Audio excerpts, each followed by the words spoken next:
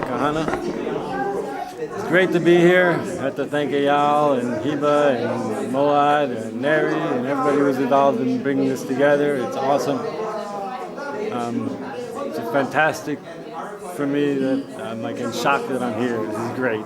I just got to Israel a couple days ago and I wasn't sure I was going to be able to make it. So thanks everybody. I'm glad that you'll have this fantastic event, first of all.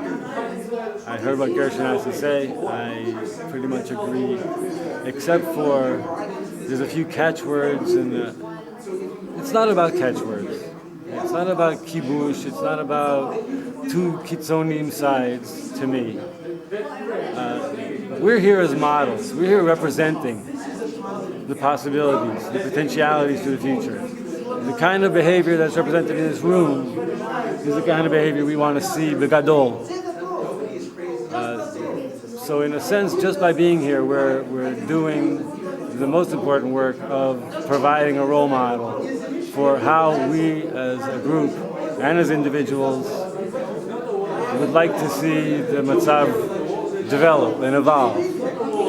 From here to our friends, from our friends to their friends, from their friends to their friends, until all of our friends meet in the middle and there's nobody left who's not some of our friends.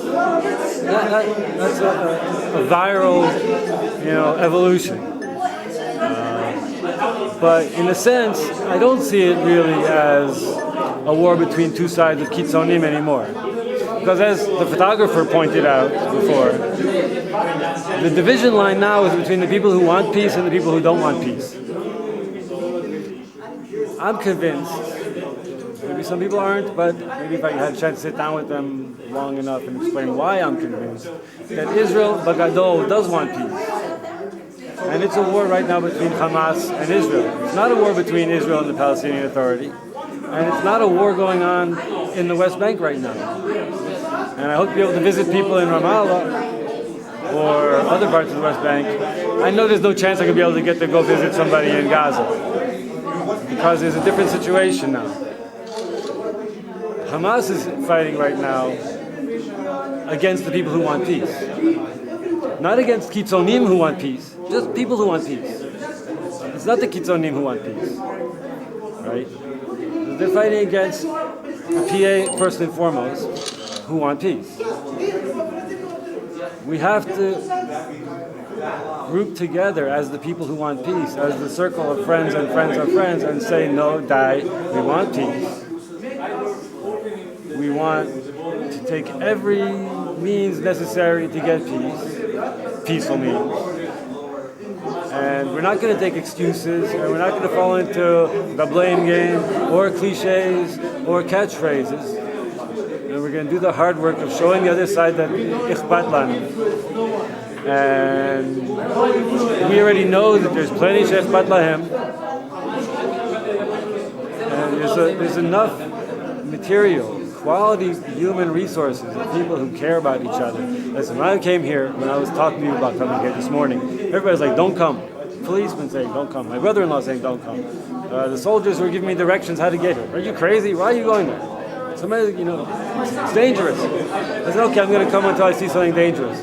Then I'll turn around if I see something dangerous. But I got here without seeing something dangerous. So there's a lot more goodwill out there than people recognize. There's a lot more positive intended people out there than people recognize.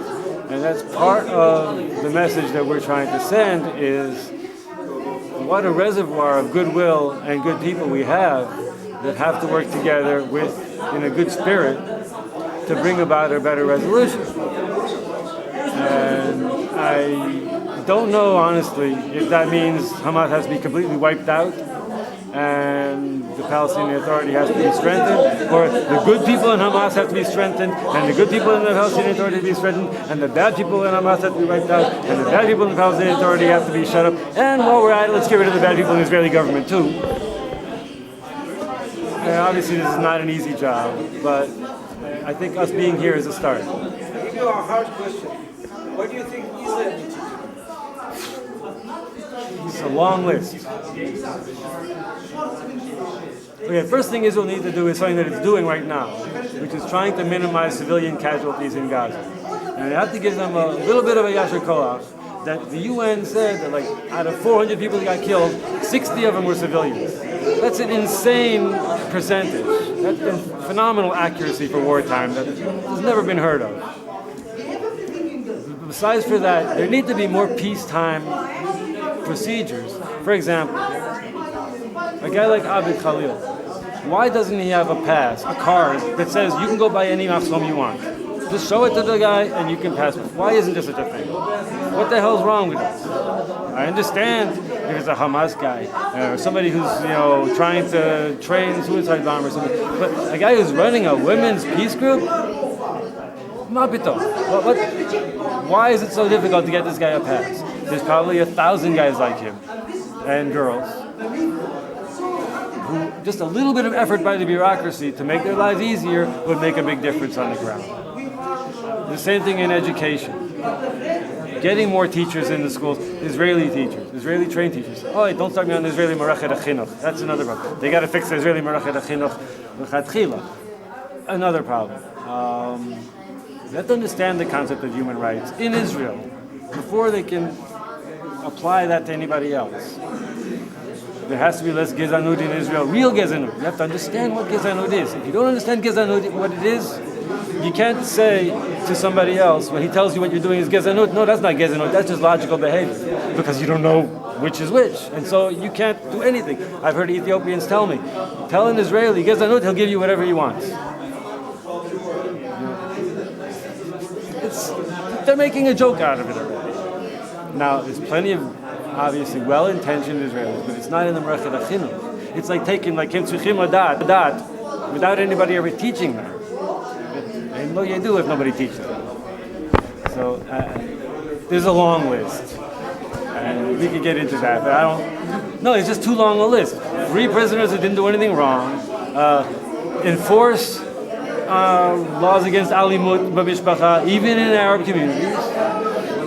Enforce building codes uniformly throughout the country, and whatever's not okay in one place should not be okay in another place, and stop with the playing around. Do a better job of discriminating between the people who really pose a threat and the people who don't, so that you can make life easier for people who really don't, and be more efficient dealing with the people who really do.